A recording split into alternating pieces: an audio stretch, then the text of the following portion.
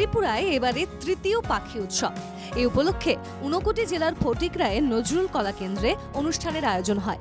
অনুষ্ঠানে মন্ত্রী সুধাংশু দাস বলেন, প্রকৃতি এবং মানুষের মধ্যে আত্মার সম্পর্ক রয়েছে।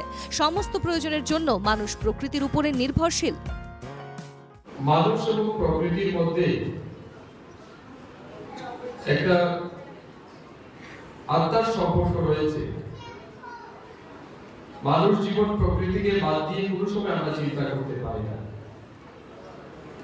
একটা পাখি যেমন এক ডানাতে উঠতে পারে না, ঠিক তেমনি মানুষ প্রকৃতিকে বাদ দিয়ে চলতে পারে না। অর্থাৎ প্রত্যেকদিন আমরা আমাদের জীবন দশায় যা কিছু পেয়ে থাকি, যা আমাদের প্রয়োজন, সবটাই কিন্তু প্রকৃতি নির্ভর। এই প্রকৃতির অন্যতম সম্পদ পশু পাখি, তাদের সুরক্ষা, তাদের রক্ষণাবেক্ষণ, তাদের সমৃদ্ধির জন্য সরকার সময় সময় বিভিন্ন উদ্যোগ গ্রহণ করে। তার মধ্যে অন্যতম ওয়াইল্ড লাইফ অ্যাক্টিভিটিস যেগুলি রয়েছে, ফরেস্ট ডিপার্টমেন্টের পক্ষ থেকে যেগুলি সময় সময় করা হয়, তার মধ্যে অন্যতম হচ্ছে এই বার্ড ফেস্টিভ্যাল।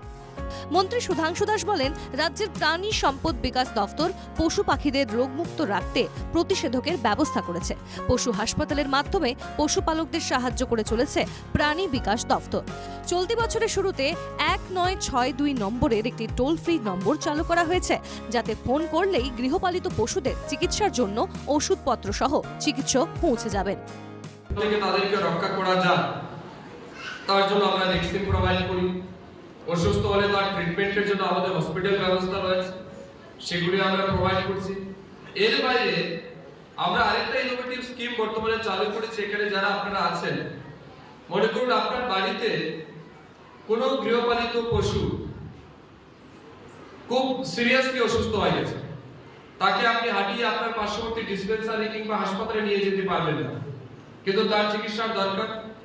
সেই ক্ষেত্রে আমরা একটা টোল ফ্রি নাম্বার দিয়েছি 1962 তে আপনি যদি ফোন করেন, তাহলে আমাদের দপ্তরের পক্ষ থেকে একজন ডাক্তার, একজন প্যারামেডিক্যাল স্টাফ এবং গ্রুপ ডি স্টাফ সহ অ্যাম্বুলেন্স নিয়ে আপনার বাড়িতে চলে যাবে। অ্যাম্বুলেন্স ফ্যাসিলিটি কিন্তু আমাদের দপ্তর চালু করেছে।